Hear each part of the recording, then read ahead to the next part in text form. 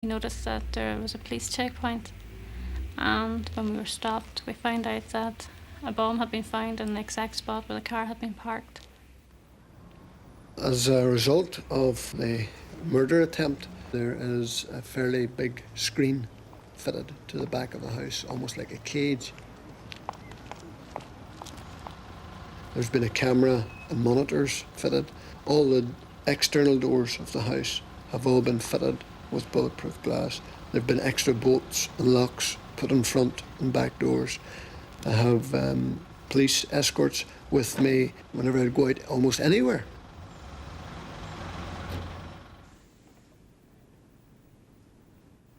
I do worry about the children. I know that I have to live with the fact that maybe someday Gregory might be shot and killed. But as a Christian, I believe that God will keep us safe.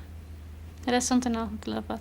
Other people have husbands, and I just say to them, just be glad that you have them. Big kick. Right, come on. Every time he goes out, you're wondering, like a bag sick for what? It's only natural, really, you know. The first house we got, and he got word from somebody that if it's going to get blew up, we had to move house. That's the way, it's just a war. That's the way it goes, you see. My wife and I were trying our best to rear our children in what were very difficult circumstances. As a Sinn Féin political activist, life was difficult. I wasn't certain how the people making the documentary were going to portray me. I had absolutely no guarantees from anyone as to how I would come out of the programme on the other side. In many ways I was taking a risk. I was taking a risk and allowing people to film aspects of my life.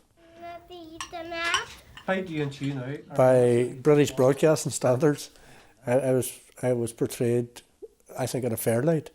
That's a boy. How's the girls doing? I was offended then at Martin McGuinness being shown in a light that he would have wanted to be shown in and would have preferred to be shown in because it gave a contrast to the activities that he was engaged in without the cameras being there. I think he wants the ball. Give him a ball, they say. Give it him. Many people would take offence at that because they would say that presentation in some way masks or clouds the more pertinent and realistic offensive behaviour that results in people dying as a consequence of what this person does, rather than showing this human face which people can say, well, isn't that nice, he's got the child on his knee. It's what he's doing when he doesn't have the child on his knee, when he's either got an AK-47 or got some TNT in his back pocket.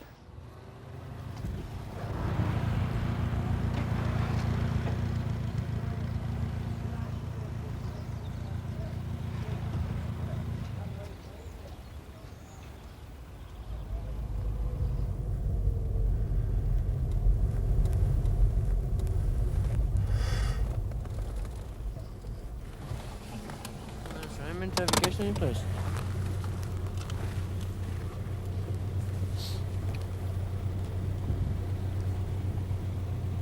Don't mind, please, pulling over there, just for a few minutes.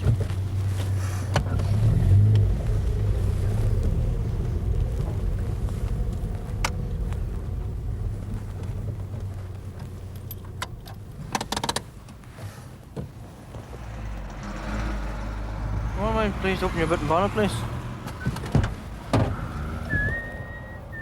I worry about his safety all the time. Any mother would worry that has her son involved in a political struggle. I worry all the time about his safety and about all the family.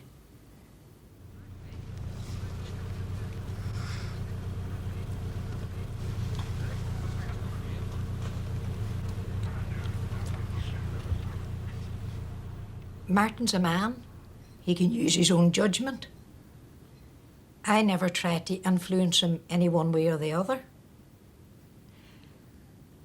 I know that we have suffered, but there are lots of people in Derry and in the 6 counties that have suffered a lot more than we did. They've had their husbands killed, their sons killed, they even have their little children killed. The 5th of October 68 was the beginning of everything. God save us all!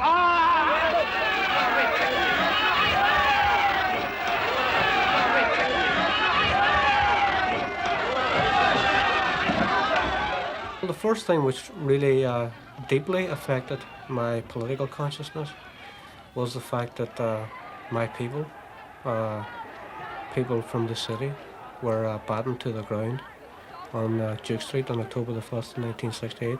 For me, I think that was the turning point as far as I was concerned.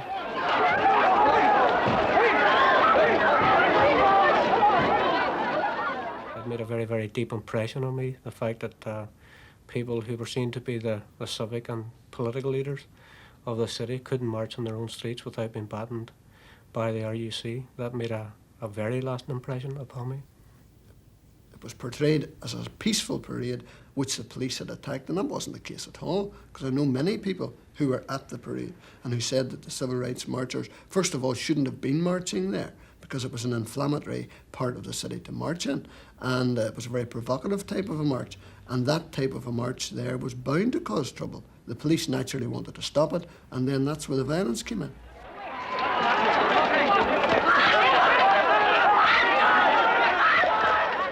I think that the RUC on the 5th of October obviously weren't as professional as they are now. There can be no doubt about that, because any police force that comes up against something for the first time that they've never encountered before, then obviously they can't be as professional. Well, I would have no doubt that in 1969 and 1970, and indeed right through to 72, 73, through Operation Motorman, through Bloody Sunday, there was one man in Londonderry who helped keep the pot boiling more than any other, and that man's Martin McGuinness. I have no doubt about that. I have evidence which shows that he was implicated. Of course, the police also know that, but they cannot get enough evidence to put him where he belongs, behind bars. Well, Mr. Chairman, I think one of the main issues that we're going to dwell on in Londonderry is the recent revelation that we've had in the English press about Martin McGuinness and his position with the IRA. And I think it's now become apparent that he's been named in prominent Fleet Street press as the Chief of Staff, and I think we've got to hammer that. And we are. I could either simply decline to take part in the film, and the McGuinness image would not have been rebutted or criticised or undermined by that person whom they would get, because I had refused to cooperate. So I had a straightforward option. I could either participate, and in my participation make it absolutely clear that McGuinness's agenda wasn't going to be agreed to, wasn't going to be met, and however he presented himself in the media, he would be viewed by hundreds of thousands of people in Northern Ireland and millions across the globe as a cold-blooded terrorist. And we are engaged in a smash Sinn Féin pledge to the electorate, and I think the fact that McGuinness has now been named in such a capacity, it will add impetus to our election campaign, and I can only see us having a good, successful campaign with that as one of the prime issues of the day. The reports in the Sunday Times that I am Chief of Staff of the IRA are untrue, but I regard them as a compliment. And I feel that in saying that what is actually happening in these reports is that we have a situation where British intelligence and the RUC are, through feeding stories to the press, are creating a climate whereby someone like me will possibly be targeted by loyalist gangs and possibly be assassinated. So the only possible motivation I can see from the reports is that British intelligence and the RUC are attempting to create a climate whereby